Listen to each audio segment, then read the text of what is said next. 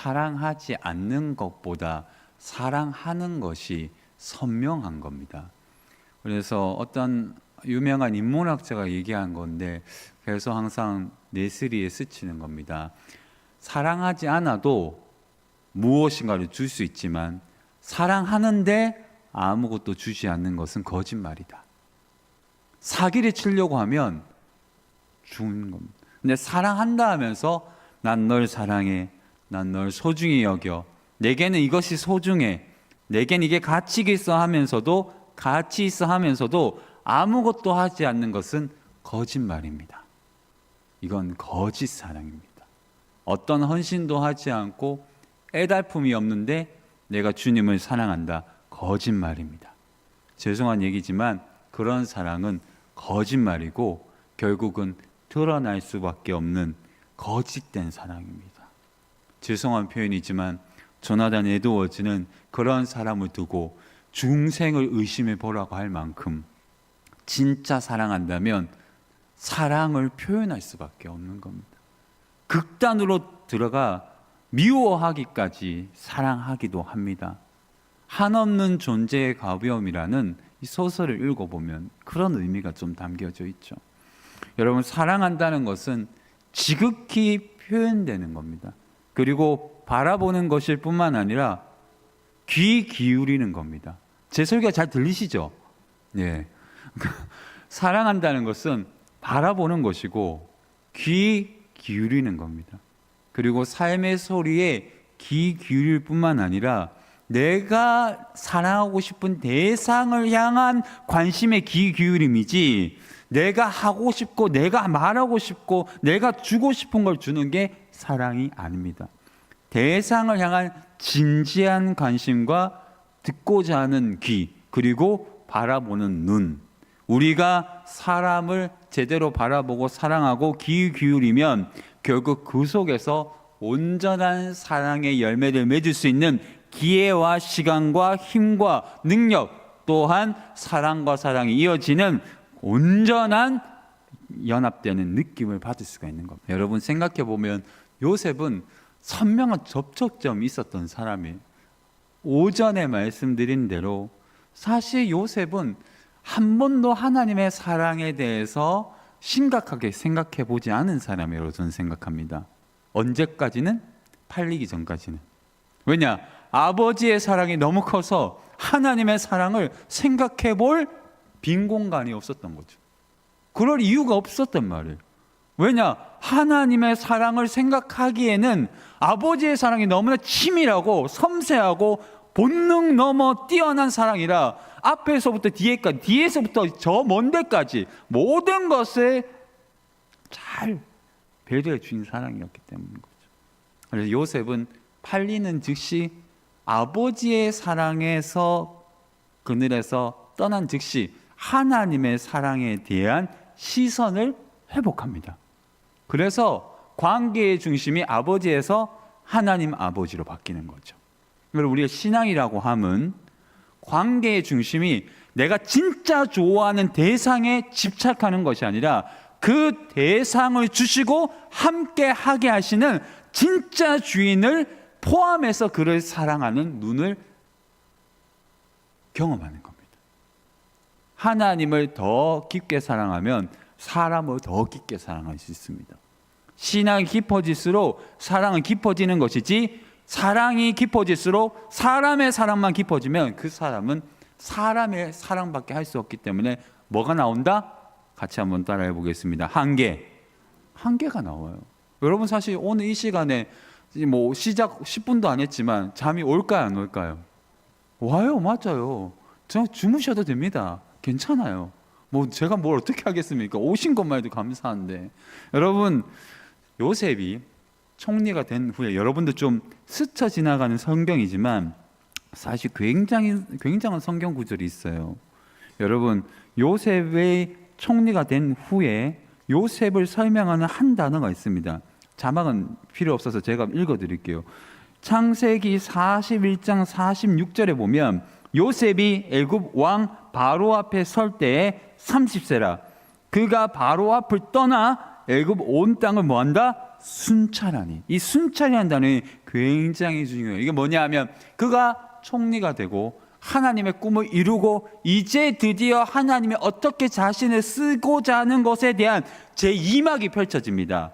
그가 노예로 팔리고 노예에서 승승장구하다가 또 억울함에 대해서 감옥에 들어가고 인생이 거의 끝장나고 생각했는데 총리가 되는 그 한 달락이 1막 1장이었다면 2막 1장이 시작되는 그 즉시 성경은 요셉을 온 땅을 순찰하는 것으로 설명해요. 근데 이 순찰은 하나님이 요셉을 통해서 이 애굽과 온 이스라엘을 돌보시고 그 돌봄을 하나님의 시선 속에서 요셉이 느끼게 합니다.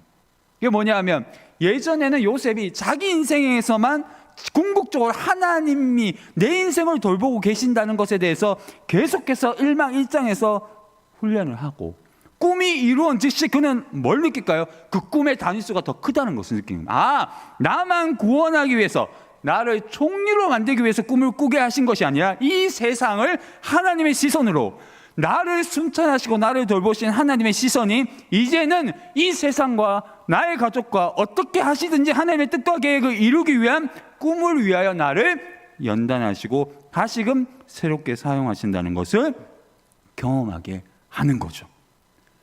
자신의 인생만 바라보던 요셉이 하나님의 시선을 느끼고 자신의 꿈의 이유를 다시금 찾게 되는 더 나은 성장을 하게 되는 시작점을 2막 1장에서 시작합니다. 여러분들의 인생이 1막 1장으로 끝나지 않기를 주의 이름으로 축복합니다. 2막 1장이에요. 순찰하고 보면서 요셉이 느끼는 거야. 아, 내가 총리가 되기 위해서 하나님이 꿈을 주신 게 아니에요. 맞아요. 요셉을 총리가 되게 하시는 이유가 없어요. 요셉을 통하여 하나님의 영광과 온 이스라엘을 부강하게 만들 뿐만 아니라 이스라엘을 통하여 하나님의 큰 역사를 이루기 위하여 요셉을 총리로 앉힌 것 뿐입니다. 그 뜻을 요셉이 알게 되는 거죠. 그래서 요셉 이야기를 다르게 표현하자면 같이 한번 따라해 보겠습니다. 성품의 성장 이야기. 사람이 성장할수록 꿈의 단위가 커지는 거예요. 이걸 성화의 관점으로 본다면 여러분들이 잘 알아야 될 이유가 여기 있습니다. 거기에 멈추면 그 큰 2막 2장이 내게 온다 안 온다? 안 와요. 성장해야만 장이 열리는 거예요. 이건 정말 절대적인 원리입니다. 여러분들이 성화하지 않고 성장하지 않고 계속 나의 인생과 고집을 아집을 내려놓지 않으면 제가 늘 얘기했죠. 그 유명한 학자의 얘기대로 나를 고집하면 나는 죽어요. 그래서 사용을 못해 하나님이. 왜냐? 시대도 바뀌고 사람도 바뀌고 능력도 바뀌고 써야 될 상황인데 변화되지 않으면 하나님이 못 쓰는 도구가 된단 말이에요. 그러면 꾸역꾸역 하나님이 쓰는 게 아닙니다. 하나님은 꾸역꾸역 쓰는 게 아니라 그를 변화시켜서 쓰든지 변화가 안 되면 변화된 사람을 들어 쓰시는 겁니다. 당연한 원리입니다. 하나님이 여러분들을 쓸 이유를 만들어 주셔야 돼요. 같이 한번 따라해 보겠습니다. 나를 변화시켜 주시옵소서. 왜냐하면 여러분들을 위해서 그런 겁니다. 고통스럽겠지만 성장하면 하나님이 부어주시는 복의 수준을 다른 차원에서 경험하게 되는 거죠. 그래서 성장하면 자기를 알게 돼요. 그러면 어떻게 될까요? 상처는 받아요. 자존심이 무너져요. 화가 나요. 근데 거기에 멈추면 이류. 그런데 그 열등감을 극복하고 하나님 앞에 최선을 다하고 비교하지 않고 내가 할 수 있는 최적치까지 올라가면 그는 쓸만한 사람이 되는 겁니다. 쓸만한 사람이 인류라는 게 아니에요. 인류는 한정적이에요. 어쩔 수 없어요. 저도 한계가 있어요. 제 그릇에 한계가 있을 겁니다. 한계가 있어요. 그러나 내 한계를 끊지 말고 우선 한번 해보는 거예요. 최선을 다해서. 안 되면 어쩔 수 없잖아요. 내 한계가 거기밖에 안 되니까. 그러나 한계까지 밀어내면 여러분들이 하나 느낄 수 있는 게 있습니다. 여러분 꼭 기억하시면 좋겠습니다. 한번 따라해 볼까요? 신적 편애. 여러분들 자신을 한계까지 밀어놓고 하나님을 위해서 변화되기를 몸부림치면 신적 편애의 신비 안으로 들어가는 은혜를 받을 줄 믿습니다. 신적 편애는 단순히 가만히 있는 사람에게 편애가 주어지는 게 아닙니다. 열렬히 하고 최선을 다하고 하나님을 위해서 몸부림치고 눈물로 교회를 위해서 기도하는 사람에게 하나님이 편애하시는 거예요. 편애는 우리로 봐서는 편애지만 그 이 사람에게 봐서는 정당한 사랑이에요. 열심히 사랑하니까요. 지금 이 순간 여러분 하나님의 편애가 여러분들에게 임하기를 주님의 이름으로 축복합니다. 그 편애의 극치가 오늘 고백이에요. 그 형제들은 이제 요셉의 아버지가 죽으니까, 야곱이 죽으니 또 고통이 몸부림치는 거죠. 아, 이거 혹시 요셉이 이제 우리에게 복수하지 않을까? 사람이라는 게 참, 죄 짓고는 못 산다. 같이 한번 따라. 죄 짓고는 못 산다. 그러니까 죄 짓고는 못 사는 거예요. 여러분, 이건 너무나 도둑이 뭐 한다? 어느 뭐 이렇게 잘하십니까? 우리 죄 지었습니까? 도둑이 제발 잘해요. 왜 그래요? 원래 그래요. 저도 그렇고 다 그래요. 몰래 먹는 떡이 맛있다. 잘하시네요. 몰래 먹는 떡이 맛있지만 넘어져요. 그 목에 탁 걸려가지고 응급실 간단 말이에요. 여러분, 우리의 인생에서 그 사람들을 보면, 배달 형제를 보면 이해가 돼요. 그래서 무릎을 꿇고 엎드리고 우리를 용서해 달라고. 요셉의 펑펑 눈물을 흘리면서 고백하는 거죠. 내가 하나님을 대신하겠습니까? 근데 이 번역은 여러 갈래가 있는데 제가 두 가지를 가지고 왔습니다. 첫 번째, 이 고백은 같이 한번 따라해 보겠습니다. 하나님의 자리에 앉지 않겠습니다. 맞아요. 이 말 그대로 히브리어 번역은 하나님을 대신하여 행동하지 않겠습니다. 하나님을 대신하여 결단하지 않겠습니다. 하나님을 대신하여 내 마음의 결의 의지를 작정하지 않겠습니다. 이 원어는 창세기 2장 21절 아담의 갈빗대 하나를 취하여 살로 대신 채우셨을 때 그 대신하고 똑같아요. 대신 채운 거예요. 새로워지는 거죠. 다른 걸 집어넣은 거예요. 창세기 4장 25절 똑같이 아벨 대신 셋을 주셨다는 대신한다는 거예요. 그러니까 전혀 다른 것을 집어넣은 거예요. 그거 대신에. 말 그대로 이 단어 원어는 적극적이게 번역하면 나는 하나님의 자리에 앉지 않겠습니다. 내가 결정적인 선택을 한다 안 한다? 하지 않겠습니다.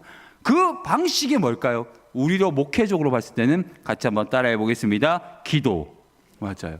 우리가 하나님의 자리에 앉지 않기 위해서는 가만히 있으면 언제나 우리는 누구에 앉는다? 하나님의 자리에 앉아요. 당연하게 우리는 하나님이 원하고 바라시는 자리에 있지 않고 하나님이 원하시지 않는 결정적인 내 힘과 능력과 내 생각이 지배하는 그 자리에 앉아보기를 원하는, 정확하게 얘기해서는 예수 믿는 사람들은 같이 한번 따라해 보겠습니다. 하나님 자리에 앉아보기를 원해요. 정확하게 계속 앉지는 않고 한번 앉아보고 싶어요. 한번 앉았다가 야! 하면 도망가고 또 한번 앉아봤다가 야 뭐해? 하면 또 내려오고 계속 그 방법이에요. 그러니까 하나님이 자리에 왕자에 한번 살짝 건져보고 하나님 혼내면 좀 내려오고 또 한번 올라갔다가 또 내려오고 그 싸움인 거예요. 항상 영적인 싸움이에요. 근데 하나님의 왕자를 내려놓고 주의 종으로 무릎을 꿇고 당신의 왕자를 내어드리면 우리는 종이 되는 것이 아니라 하나님의 왕자와 함께 하나님의 왕의 아들인 옆에 앉게 될 줄 믿습니다. 똑같은 자리는 아니지만 왕자의 신분, 딸의 신분, 공주의 신분을 회복하게 되는 거예요. 우리는 취하려고 해요. 하나님 자리까지 앉으려고 하는 거예요. 끌어내려서라도 한번 앉아보고 싶은 거죠. 길게 앉아보고 싶은 거예요. 그런데 기억하십시오. 가장 중요한 문제는 우리가 우리의 삶의 왕자를 앉기 위해서 노력하는 그 순간 시작됐고, 인생의 망치는 지름길은 한 번씩 앉아보는 그 자리에 중독이 돼가지고 계속 그 자리를 추구하는 사람이 되는 것이 인생의 망조입니다. 그래서 목사도 조심해야 되고, 우리 모두가 우리의 주인도, 우리의 교회도, 우리의 가정도 다 주인공, 그리고 주인은 다 누구다? 하나님이라는 거 계속해서 표현해야 돼요. 그 표현의 방식이 뭘까요? 결국 말씀과 기도로 겸손해지는 방법밖에는 없습니다. 맞죠? 말씀과 기도 외에는 겸손해지지 않아요. 주의 뜻을 찾지 않으면 우리의 필요와 우리의 주인공됨과 세상 말로 최선을 다하고 최선을 다한 확실한 그 자리가 내 것이라고 얘기하기 때문에 산뜻하게 우리는 그 자리를 주님 좀 비켜보십시오. 내 자리인데. 여긴 내 자리인데. 아니, 주님 조금 옆으로 가보시라니까요. 같이 한번 따라해 보겠습니다. 그 자리는 내 자리입니다. 겁나시죠, 맞죠? 우리 그렇게 한 적이 많아요. 나의 돈도, 나의 재능도, 나의 실력도. 너 열심히 좀 해볼래? 하나님, 난 못해요, 이제. 언제 못한다고 주님이 얘기하셨습니까? 할 수 있어요. 할 수 있으니까 시키시는 거예요. 못하면 아예 안 시킵니다. 여러분, 저도 일 시켜보면 부교육자로서 행정으로 아예 못할 사람은 시키지도 않아요. 당연히 못할 일을 말라 시킵니까? 내가 하고 말지. 시킬 만하니까 시키는 거예요. 하라고 하면 시키면 결과가 나올 거니까 하라는 거예요. 안 하고 싶고 뺀질뺀질 눈 돌아가는 사람들에게는 아예 안 시켜요. 이미 그 사람의 존재를 알기 때문에. 똑같은 이치라고 저는 생각해요. 하나님도 자꾸 우리가 하나님 자리에 앉으려고 노력하거나 비켜보세요, 하나님. 내 자리니까 여기는 내 자리라고요. 여기는 당신 자리가 아니라고요. 조금 뒤로 물러나서 보고 내가 결정하는 것에 그냥 손가락만 얹어 주십시오 라고 하면, 아 그래? 알겠어. 네 마음대로 해봐. 그럼 어떻게 되는 줄 아세요? 네 마음대로 해서 망하는 겁니다. 여러분, 하나님의 간섭은 치밀하기 때문에 때로는 내 마음에 들지 않아요. 근데 그 치밀함이 우리를 살리는 겁니다. 그리고 그래서 여러분, 기도하다가 뭔가 불안하죠. 장로님들과 이 얘기 많이 들었을 때, 이게 교회가 어려울 때 보면 권사님들이 장로님들 그런 얘기를 많이 한대요. 그러니까 오늘은 그 말 하지 말라고 기도하니까 그 말 안 했으면 좋겠다고. 그리고 어떤 일에 있어서 뭔가 불안 요소가 있잖아요. 그러면 뭔가 불안해요. 자녀가 거기 안 갔으면 좋겠고, 뭔가 모르게 아니다 싶은 것에 대해서는 같이 한번 따라해 보겠습니다. 발을 빼자. 뒤로 물러나야 됩니다. 자꾸 하면 안 돼요. 브레이크 없이 가는 차는 결국 별 안고 들어가는 겁니다.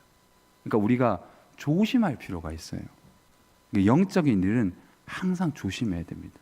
그래서 제가 지난번에도 얘기해 드렸잖아요. 사단은 세상 밖에 있지 않습니다. 왜냐? 사단은 교회를 무너뜨리기 위해서 교회 안에서 일합니다. 맞잖아요. 사단은 자기의 나라예요. 그 나라는 이미. 근데 말라 거기 일합니까? 어차피 자기의 나라인데. 잘 돼요, 지금. 세상 나라는 사단의 나라이기 때문에. 이건 전제가 있습니다. 하나님의 역사 섭리 안에 허용치 안에서 있다는 뜻이에요. 하나님의 권세 안에 있기 때문에. 그렇지만 허용을 했단 말이에요, 하나님이 섭리로. 근데 교회는 하나님이 돌보시는 거, 하나님 지키시는 공동체이기 때문에 열심히 그런 전투하면서 우리 안에 들어오려고 노력할까요, 안 할까요? 합니다. 그래서 교회가 항상 조심해야 되는 곳이에요. 말 하나 때문에 교회가 와르르 무너집니다. 우리에게 필요한 의식구조, 지금 내가 하나님을 대신하는 건지 아니면 하나님의 자리를 계속 드리려고 몸부림치는 것을 한번 고민해 보십시오. 시작점은 뭐다? 내가 그 자리에 앉았다는 것을 한번 고백해 볼 필요가 있어요. 우리는 한 번 정도는 분명히 하나님을 뒤로 미루고 하나님 자리에 앉아보려고 노력했던 적이 있다 없다? 솔직히 있으시죠? 없다고 말하시지 어려우실 것 같지만 저도 있었고 우리도 많이 있었을 겁니다. 근데 그 자리가 주었던 결과가 어땠을까요? 아팠잖아요. 주님도 아팠고 나도 아팠고 결과도 아팠고 되는 일은 아무것도 된 게 없어요. 되는 일이 뭐가 있었습니까? 주님의 자리에서 내가 앉아서 될 일은 딱 한 가지밖에 없어요. 내가 드러난 거예요. 나라는 존재. 근데 그게 드러나는 순간 깊이가 벌써 보인 거예요. 존재의 크게 이미 보였어요. 그만큼밖에 안 되네. 또한 두 번째, 내가 하나님을 대신하리까는 나는 하나님의 자리에 앉지 않겠습니다라는 뜻과 두 번째, 같이 한번 죄송하지만 따라해 보도록 하겠습니다. 나는 하나님의 것입니다. 이 뜻이에요. 나는 하나님의 것입니다. 그래서 나는 당신들에게 보복하지 않겠습니다. 당신들의 보복을 두려워할 필요는 없습니다. 당신들은 보복을 두려워할 필요가 없습니다. 왜냐하면 내가 이 모든 사태와 사건에 대한 무슨 관점을 지녔다? 하나님의 관점을 지녔기 때문입니다. 내게 다가온 모든 아픔, 내게 다가온 모든 상처, 실패, 아픔, 상처, 견딜 수 없는 쓰라린 그 고통이 나는 옛날에는 아팠지만 이제는 아프지 않습니다. 왜냐? 이 사태에 대한 하나님의 관점을 내가 받아들였기 때문입니다. 그래서 용서 넘어 사랑하려면 하나님의 눈으로 해석해야 돼요. 저는 더 큰 꿈이 있어요. 우리 교회가 더 잘 되기를 바라고, 저는 더 성장하고 싶어요. 더 성장하고 싶어요. 더 좋은 목사가 되고 싶어요. 원고를 다 썼지만 원고를 초월하여 놀라운 이야기를 하고 싶어요. 더 위대해지고 싶어요, 하나님 안에서. 근데 하나님을 대신할 수는 없어요. 그냥 내 그릇을, 내 밥그릇을 알기 때문에 나의 한계를 알아요. 제가 어떻게 뛰어날 수 있겠습니까? 솔직히 그냥 최선을 다할 뿐이죠. 내가 하나님을 대신하겠다는 말은 나는 하나님의 관점을 지녔기 때문에 보복을 넘어서서 사랑하겠다는 뜻입니다. 자, 우리가 다른 사람을 사랑할 수 있는 유일한 방식은 하나님을 깊게 만나는 방법밖에 없습니다. 방법밖에 없어요. 저도 그 모든 목사님들 용서하고 잘 지냅니다. 지금은 얼마나 잘 지내는지 도움도 받고 너무나 좋아요. 그걸 넘어설 수 있었던 은혜는 하나님입니다. 여러분, 내가 건강해지고 잘 되면 어느 정도 건강해지면 그 상처도 아물어요. 몸이 건강하니까 아무는 거예요. 여러분, 여름살이 잘 아물을까 안 아물을까요? 안 아물어요. 근데 아이들 보세요. 여름살이 다음날 완전 아뭅니다. 애들이 생태학적으로 건강하기 때문에. 우리는 며칠만 아파도 막 죽을 듯 살뚱하는데 애들은 갑자기 막 일어나요. 막 엄청나죠. 그래, 인간이 건강하면, 영적으로 건강하면 아무리 상처가 와도 좀 쉽게 견디는 거예요. 여러분들 건강했으면 좋겠어요. 영적으로는. 어떤 좀 욕이 들어오고 아픔이 들어와도 그런 상처를 굉장히 좀 쉽게 이겨낼 수만 있다면 그 사람이 어른입니다. 어른. 그래서 하나님이 그런 사람에게 교회의 아픔을 보여주세요. 그래서 개신교의 위대한 하나님의 역사를 역사적으로 읽어보면 자신의 아픔이 아닌데 교회의 아픔을 내 아픔으로 회개하고 기도하는 그 자리에서 부흥이 일어납니다. 우리의 회개는 당연한 거고 넘어가고, 진짜 거룩한 목회자, 장로님, 성도들을 통하여 일을 이루시는데 그 사람이 교회의 죄를 내 죄처럼 회개하는 거예요. 에스라처럼, 느헤미야처럼. 그때 성벽이 허물어지고 하나님의 위대한 역사가 일어나는 겁니다. 교회의 아픔이 나의 아픔이처럼 느껴지는 그 성도야말로 제가 봤을 때는 위대한 우리 교회의 기둥 같은 사람입니다. 근데 그 마음이 들잖아요. 하나님이 들었으리라는 뜻이에요. 전 그런 마음이 필요하다고 봐요. 여러분, 요셉의 위대하고 찬란한 이야기는 우리에게 가늠할 수 없는 깊은 은혜와 흔적을 누리게 합니다. 그런데 이 기간은 굉장히 어려웠잖아요. 너무나 힘들었잖아요. 우리도 마찬가지예요. 상처가 계시죠. 아픔이 계시죠. 그걸 치유할 수 있는 방법은 하나님밖에 없어요. 어떻게 우리가 과거를 다 해결할 수 있습니까? 하나님밖에 없어요. 아무리 꾹꾹 눌러봐도 그 밥을 맛있게 먹게 하는 건 하나님 외에는 없단 말이에요. 마지막으로 제의 경험이지만 저는, 여러분 혹시 이건 전라도 음식이 아니라 모르실 수 있어요. 갱식이라고 아십니까? 모르시죠? 맞죠? 꿀꿀이죽이라고, 말 꿀꿀이죽. 막 뭐 다 집어넣고, 옛날에 가난했을 때 저희 집에서 먹을 게 없으니까 그런 걸 많이 했어요. 죽으로 하면 많아지잖아요. 그래서 제가 수제비 좋아하는 이유가 그때 많이 먹어서 그런 겁니다. 하도 많이 먹어서 지겨웠을 뻔했는데 수제비가 맛있어요. 그토록 맛있어요, 수제비. 왠지 아버님 생각도 나고 어머니 생각도 나고 막 꿀꿀이죽 막 해가지고 먹어. 지금은 맛으로 먹죠. 라면 스프 집어넣고 라면 넣고 고구마 넣고 감자 넣고 다 때려 넣어가지고 막 맛있게 먹는 거예요. 갱식이, 꿀꿀이죽. 근데 그거를 생각할 때마다 제가 하나 느끼는 것이 뭐냐 하면, 과거는 미화할 수 없어요. 저의 과거를 미화할 필요도 없고요. 근데 지금 이 상황에서 내가 그걸 보니까 이유가 다 있었다는 거예요. 나의 가난이, 나의 아픔이, 나의 상처가, 나의 어그러짐이, 나의 실수가, 나의 고통스러운 과거가 해석이 되는 거예요. 그럴 때 우리가 요셉이 되는 겁니다. 실수해도, 같이 한번 따라해 보겠습니다. 실수해도 괜찮아. 맞아요. 주님 안에서는 괜찮아요. 그런데 이제는 해석하세요. 그리고 앞으로 치명적인 실수면 하면 안 됩니다. 그래서 우리 인생에서 전 다 여러분들이 총리의 자리에 한번 앉아봤으면 좋겠어요. 하나님이 원하시는 그 자리가 어디일까요? 우리는 모르죠. 근데 분명히 여러분들의 자리가 있을 거라고 봐요. 저는 그 자리를 한번 찾아보세요. 그러면 진짜 행복해져요. 무슨 뜻일까요? 하나님이 나를 지금 사용하고 있다는 그 행복 있잖아요. 하나님이 나를 도구로 사용하고 있다. 우리 교회가 지금 그 총회 역사위원회에 오셔가지고 이제 그러니까 유적지 교회는 됩니다. 이미 그건 돼요. 이미 그거 끝났어요. 교수님이 쓰고 있기 때문에 이미 그 일은 된 거예요.